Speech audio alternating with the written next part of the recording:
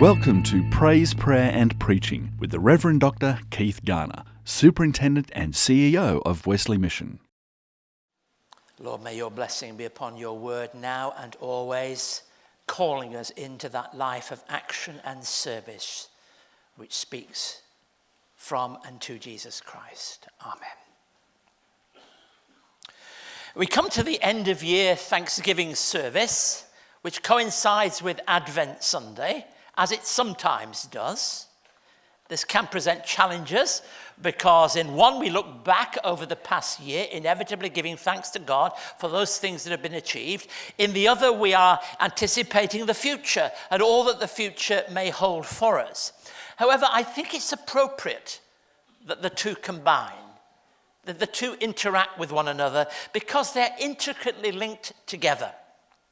The roots of the season of Advent go back to the 4th century, possibly in France. Originally, it extended for 7 weeks before being reduced to just 4 Sundays. This year, it will feel shorter than ever. We're about to be invaded by Christmas very soon, if it hasn't come already. There will be those making an argument, and are at this present time, for a longer Advent, suggesting that we're very fortunate if we manage to get through 2 Sundays in Advent before it's jingle bells and Christmas trees. But the emphasis of Advent is critical. 3 striking phrases always speak out of the Advent experience. Jesus Christ has come. Jesus Christ is come. Jesus Christ is coming.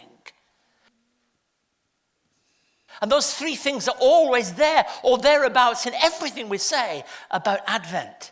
The scripture passage for Advent read to us earlier confronts us with strange, ominous, apocalyptic images. Writers have much to say about this. If you read the scholars on the 13th chapter of Mark's Gospel, they have a great deal to say, often about national pride, sometimes about the temple, but very often about anticipation. In times of trial and testing, people have proved down the years that we can put our trust in God and find in the difficult moments that the God of history, the God of justice, the God of love can meet us at our very point of need. Apart from Mark 4, this is the longest discourse anywhere in Mark's Gospel.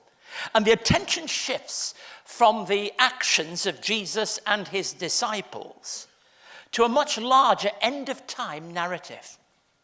Verse 32 has been identified as an independent saying that could have meaning at any point in time. What it says quite clearly, but about that day or hour no one knows, not even the angels in heaven, nor the Son, but only the Father. The fact that no one knows, not even Jesus himself, strengthens the overriding thought that we always have to be ready. And that seems to combine for me thoughts about Advent and the reality of what it is that we seek to do here at Wesley Mission. Thomas Friedman is an American Jewish, popular yet thought-provoking journalist. About a year ago, he published a book entitled, what about this for a title? Thank You for Being Late. Finding a job, running a country, and keeping your head in an age of accelerations. Nobody would have ever thought you'd have got that past the sub-editors, let alone anything else. Thank You for Being Late. A book that really concentrates in many, many ways about the amazing world of technological advance in which we live in today, of how things have changed and are constantly changing. To make sense of that world is difficult. Those of us who've had the joy and the frustration of taking children on holiday when it's been a long journey will know what it's like to hear a voice from the back of the car to say, "Are we there yet?" And then it's usually followed a bit later, "What time is it?" Now those 2 points, "Are we there yet?" and "What time is it?" are great Advent words to ask, to explore, to impact the way we understand the present time. That very same question, asked in the reality of Friedman's world and in our world, takes us back to our Advent message. The 13th chapter of Mark's Gospel has a patchwork of quotations and images interwoven with the announcement that Jesus Christ will be coming back. That the end of the story has not arrived. There is yet more to be written. Most modern homes don't have a doorkeeper. It's the responsibility of the owners to lock up and invariably set the burglar alarm, I'm afraid. But things have changed for many in larger cities, and increasing numbers live in apartments where someone is employed to look after the block and to see if everything is kept there. And the first requirement of any gatekeeper is to be awake. There is nothing worse than someone knowing what it is to fall asleep. This is a solemn word. Jesus Christ calls you and I to be ready, to be alert, to be alive, to have a real concern for the time as it is and all the challenges that come to us. Tom Wright warned us that however attractive we might feel, we mustn't sit down writing prophetic timelines. We must be a people of today. These thoughts make a connection with our work, for we're living in turbulent times, when the type of work that we carry out is sometimes under threat. There are times, because of the development of our Australian community and social service sector, when we wonder just where we are going to be. The work that we carry out is on keener and closer scrutiny than it has ever been. It's significant that Jesus Christ tells his disciples that he's not in a position to tell them the exact time. But the key word of the whole passage is watch. Watch. The nature of the final coming of Jesus Christ is mentioned close to 250 times in the New Testament, even though it's neglected by many Christians and clearly misunderstood by an equally strong number of people. This return will be unprecedented. It will mark out human history, unmistakable, in great contrast to his first coming. Unexpected. Even Jesus refused to offer any kind of timetable. If we hold the Advent theme and seek to relate it to the very real and specific circumstances of our caring work in the wider community, we cannot avoid the fact that economic circumstances at this present time are very challenging for great numbers of people in our community. Not organizations, not businesses, not banks, but people who wonder if they'll manage tomorrow. We can't dismiss the moral and ethical issues which have to be faced. I recently had a vigorous conversation with a close friend who kept saying on a moral issue, but that's their choice. Life is not as simple as that. There are many people who have no choices, whose lives, whose circumstances, whose situations are made for them, not created by them. And they are people for whom we have a great deal of concern. We can't ignore the changes that are happening around the world. Zimbabwe, Korea, Syria, and a myriad of other places, not least Egypt. And some of those places in the world that are beginning to shake us all up to ask questions about what the future is going to be. We need to be a watchful people. We recognize the different aspects, and three particular strike me as being important. We need to be on our guard. It's quite clear in verse 33 in this passage here. We need to be on our guard. About that day you don't know, be on your guard. Throughout our long history, Wesley missions had to face the challenge of many changes. But at the same time, we've had to be on our guard that in the midst of changes, that we do not allow the changed circumstances which are our challenge to lose our values. Holding those things together is critical. And it seems to me that's one aspect of what it means to be on our guard. Not just to celebrate change, not just to look at the future, but to be on our guard that we do not lose hold of Christ. we do not lose hold of the kingdom values and those things that are essential to us. The 13th chapter of Mark doesn't hold out great encouragement for triumphalistic or prosperity understandings of the Christian faith. By the time these words are written and articulated in the early Christian community, many Christians were already under enormous pressure, and many of them would have to escape the capital city of Jerusalem because of those pressures. In recent decades, we've seen the daily reality for Christians in South America, Southern Africa, Eastern Europe, and large areas of Asia. Any true call to discipleship will take seriously the need to be on our guard because the pressures are very real. Dallas Willard, in The Spirit of the Disciplines, concludes this: when Jesus walked among humankind, there was a certain simplicity about being a disciple. Primarily, it meant to go with him in an attitude of study, obedience, and invitation. Today, however, the call is much more complex. It often means standing firm, not only going with him, but holding firm to those things that we believe to be true. While on his South Pole expedition, the explorer Sir Ernest Shackleton left a few of the team on Elephant Island. If you've never read that story, it's still worth reading today, and recent books and exploration of the thought have been important. He promised when he left them on Elephant Island he would return. Later, as he sought to fulfill that promise, he tried to go back, but huge icebergs made it impossible to get to the stranded team that he'd left. But suddenly, as if by miracle, an avenue opened up in the ice and Shackleton was able to get through. His team, ready and waiting, quickly scrambled aboard. As soon as the ship had cleared the island, the ice crashed together and they just escaped. Contemplating their narrow escape, the explorer said to his people, "It was fortunate that you were all packed and ready to go." One of them spoke on behalf of the rest. "We never gave up hope.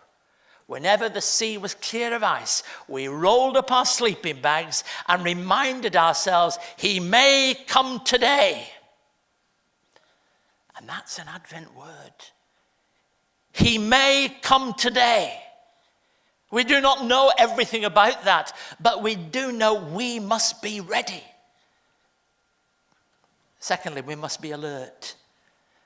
For the Christian, the return of Christ and the complexity of serving him in our present situation is not a riddle to be easily solved, but a priority that requires our constant attention. Advent is a time for radical reassessment during a period of instability. For it's a time to examine exactly what is happening and holding to the miracle and the promise of the new that is always breaking out in the present. Prior to coming to Australia, we had to do what anybody who's moving to the other side of the world had to do. We had to decide what we were getting rid of, what we were going to try and persuade others to have, and what we were going to keep. And it was not very difficult. And I found actually that when I put things in one pile, sometimes my wife pulled it from that pile and put it to this pile.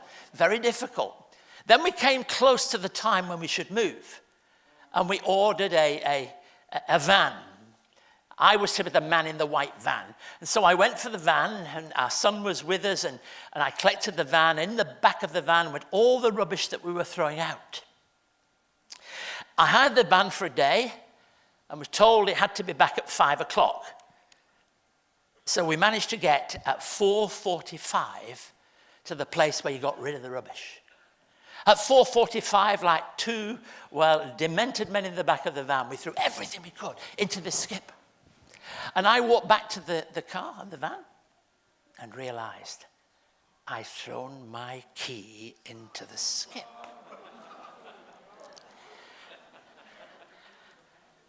"4:45, 2 miles away."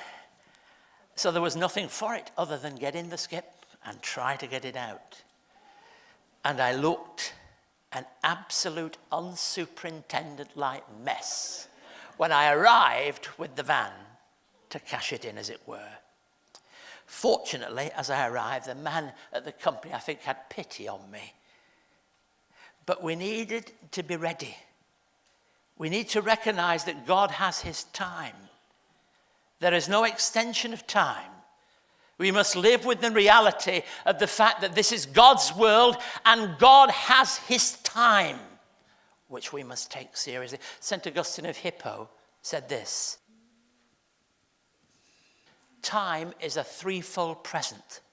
The present as we experience it, the past as a present memory, and the future as a present expectation. So to talk about now is to live in that threefold reality. Now is embracing all that the past was that brought us to now. Now is the now we experience and the now we anticipate. Now is the moment for all of us. One of the greatest reasons why we must make careful use of time is there. It's wonderful how we achieve the use of time. A great deal of study and writing and other work has been done on people who are able to use the odd quarter of an hour of time to make a difference to the way they live their lives. We regularly use that comment. I'm sure you've heard it many times. If you want to get something done, ask a busy person. And often that busy person has learned how to use the small fragments of time to the very best advantage. We need to be alert. And thirdly, we need to keep watch. Verse 35 in the same passage takes us a little further. Therefore keep watch, because you do not know when the owner of the house will come back. As it indicated earlier, we shall soon move towards Christmas. And part of the narrative will be returning to that theme. You remember the word to the shepherds: keep watch over my flocks. By contrast, we recall that Jesus told his disciples to keep watch and they fell asleep. This theme of watch is a very, very interesting one when you open up the New Testament. Keeping watch for Christ, embracing the priorities of the kingdom. Bill Clinton was only 30 years of age when he was appointed Attorney General of Arkansas. He was elected state governor just a couple of years later, becoming the youngest person in modern times to hold such a position. He was a youthful 44 when he was elected President of the United States, and still holds the distinction of being the youngest person to ever leave the office of President. In other words, all through Clinton's life, his accomplishments were characterized by youth. In August 2006, during his 60th birthday celebration, a melancholy Clinton, as he sometimes could be, reluctantly admitted that life had changed. No longer the youthful saxophonist on MTV, no longer this white-faced and marvelously aggressive in the best sense of that word on some of the great social issues. Now he was different. And he said these words: for most of my working life, I was the youngest person doing what I was doing. Then one day I woke up and I was the oldest person in the room. All of us need to recognize time moves on. And it is critical in the midst of that truth that all of us embrace it for what it is. I remember once going to a party and there was a girl in the corner of the room crying. When I asked the question why she was crying, she said she was 30.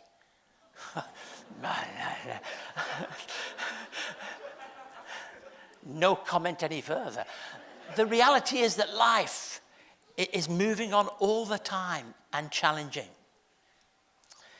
42 years ago, I was a young student at Cliff College, an evangelical mission college in Derbyshire in England, training in evangelism and mission. At weekends, we were sent out preaching, and on the notice board on one week before, well, on the Monday before, there would be a list of where you were going preaching. We'd all eagerly go to see, where am I next week? And I went to the list. And I was told that I was going to this particular place and that it was going to be a large youth service, which they particularly wanted to be a way of reaching young people for Jesus Christ. And so one late November evening, I was to be preaching the Clay Cross Circuit in the village of Tipshelf, which all of you have heard much about, I'm sure. I was further informed about the nature of the service and the challenge that should be given. On the Sunday afternoon, prior to the service in the evening, to fulfill the preaching appointment, I fell down the main stone staircase at Cliff College. And I did something bad to my ankle. And all these helpful people came and said, you should go to hospital, you know, shall we ring the ambulance? And I was a passionate evangelist. I said, I don't need an ambulance. I'll be fine. So I went to the evening service with a stick and a very fat left ankle. It was one of those churches that had a great gallery around it with a pulpit hugely above any contradiction. So I got into the pulpit, the service went on, and it came time for the sermon. I was kind of leaning on the desk with one hand and making sure the stick was all right. Then something happened that had never happened in my whole ministry then and never since. 500 young people, and there was an electricity power cut. And I struggled with my stick. What do you do when that happens? I just kept talking. I just kept preaching.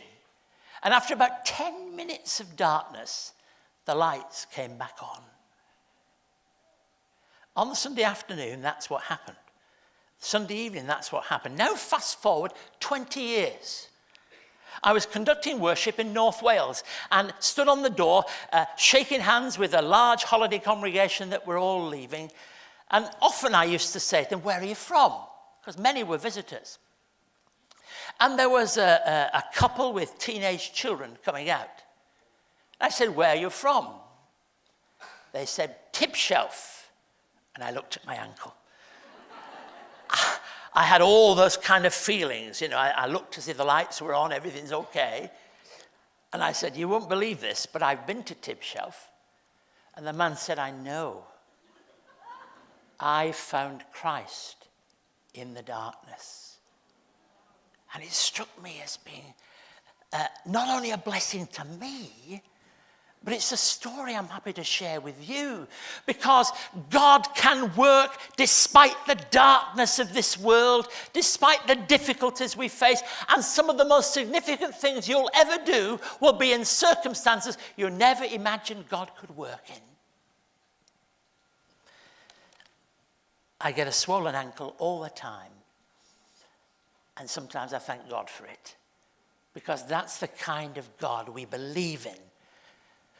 The kind of God we embrace. So whether it's caring for children who have no parents that are around to help them, whether it's helping the person who has knocked on the door and who has no contacts, no money and nowhere to stay tonight, whether it's working with people whose family life have been torn apart, in all those places, they will be your ankle. You will be doing things that God will be blessing in ways that you know nothing about. So on this Advent Sunday, we look back, we take stock of all that's happened, and we consider the very real challenges of the present. And as we do so in constant recognition that God is always ahead of us and always willing to do above and beyond what we ever ask or imagine, through the work of the Spirit of God within us.